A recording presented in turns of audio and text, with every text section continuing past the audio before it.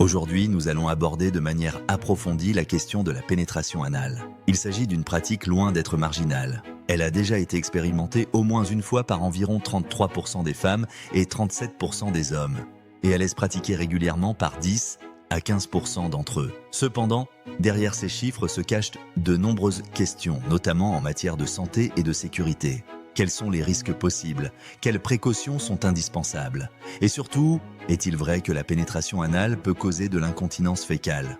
Dans cette vidéo, je vous accompagne pour y voir clair et démystifier cette pratique souvent mal comprise. Bienvenue à tous sur cette chaîne dédiée à la santé intime et sexuelle où l'on aborde sans tabou, mais toujours avec rigueur médicale, tous les sujets qui touchent à votre bien-être. J'espère que vous allez tous bien. Cette chaîne est également le prolongement d'une plateforme de téléconsultation sur laquelle vous pouvez bénéficier d'un accompagnement personnalisé. Que ce soit pour des questions d'érection, d'éjaculation précoce, de baisse de libido ou encore pour évaluer des signes éventuels d'andropause, des professionnels de santé sont là pour vous guider. Ils peuvent établir un bilan, prescrire des examens si nécessaire, proposer un traitement adapté et assurer un véritable suivi. Si vous traversez une difficulté persistante depuis plusieurs mois, ne vous résignez pas. Consulter, en visio ou en cabinet, est souvent la première étape vers une amélioration réelle.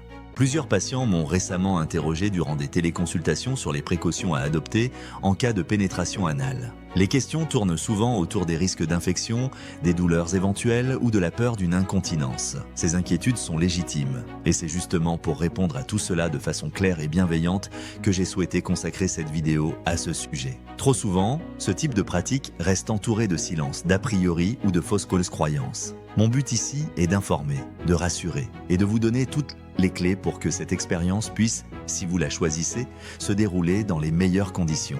Pourquoi certaines personnes choisissent-elles la pénétration anale? Tout simplement parce que le désir et le consentement mutuel sont présents. Lorsque les deux partenaires sont en accord, qu'ils se sentent en confiance et que la curiosité ou le plaisir les poussent à explorer, il n'y a aucune raison de s'en priver. Le débat autour du caractère naturel ou non de cette pratique est obsolète. Beaucoup d'actes sexuels ne relèvent pas de la reproduction ou des fonctions biologiques primaires, et pourtant, ils participent à l'épanouissement du couple. Certains croient aussi que cela présente moins de risques de transmission d'infections sexuellement transmissibles ou que cela permet d'éviter une grossesse. Ces arguments ne sont pas totalement faux, mais ils nécessitent des nuances. Car des IST comme la chlamydia ou la gonorrhée peuvent se transmettre également par voie anale. Voyons maintenant les 7 règles de base pour pratiquer la pénétration anale en toute sécurité. La première règle, c'est le consentement. Il doit être clair, réciproque et évolutif. On peut changer d'avis à tout moment, avant, pendant ou après l'acte. Ne partez jamais du principe qu'un accord passé vaut pour toujours. La deuxième règle concerne la protection contre les infections. Le port du préservatif est fortement recommandé, surtout si le statut sérologique du partenaire est inconnu. Il constitue une barrière efficace contre la plupart des IST, même si le risque zéro n'existe pas. La troisième règle, essentielle, est l'utilisation systématique d'un bon lubrifiant, car l'anus n'est pas naturellement lubrifié. Privilégiez les lubrifiants à base d'eau ou de silicone pour réduire les frottements et éviter les déchirures. La quatrième règle repose sur la progression.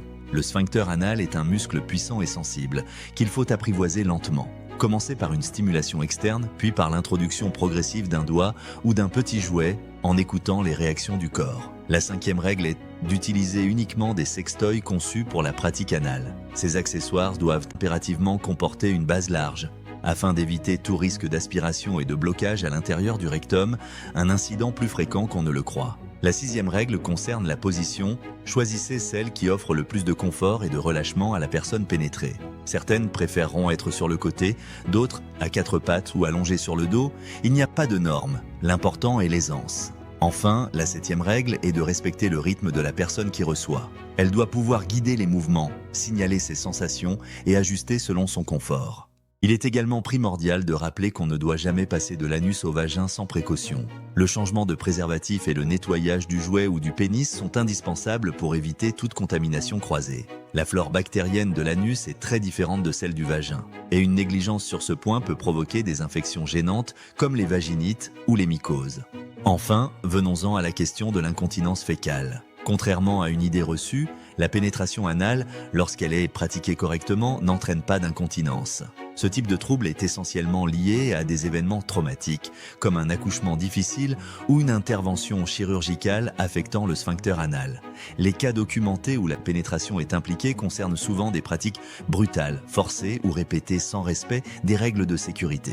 Les études les plus sérieuses estiment que le risque d'incontinence augmente légèrement, autour de 2 à 3%, uniquement lorsqu'il y a eu un traumatisme ou une atteinte musculaire. Mais dans un cadre respectueux, progressif et bien préparé, ce risque est négligeable. En résumé, si vous appliquez ces principes de consentement, d'hygiène, de lubrification, de communication et de prudence, la pénétration anale peut faire partie d'une vie sexuelle riche, variée et sécurisée. Il ne s'agit pas d'une pratique à diaboliser, ni à banaliser, mais bien à encadrer avec sérieux, comme tout acte sexuel. J'espère que cette vidéo vous a apporté des réponses claires et apaisantes sur un sujet souvent mal expliqué. Si vous avez déjà pratiqué ou si vous avez encore des doutes, n'hésitez pas à partager vos retours en commentaire. Ce type d'échange est précieux. Pensez à vous abonner à la chaîne, à liker, à commenter et à partager autour de vous pour faire circuler l'information. De nombreuses vidéos sont à venir pour continuer à explorer ensemble les dimensions intimes de la santé avec intelligence et respect. Prenez soin de vous et à très bientôt pour une prochaine vidéo.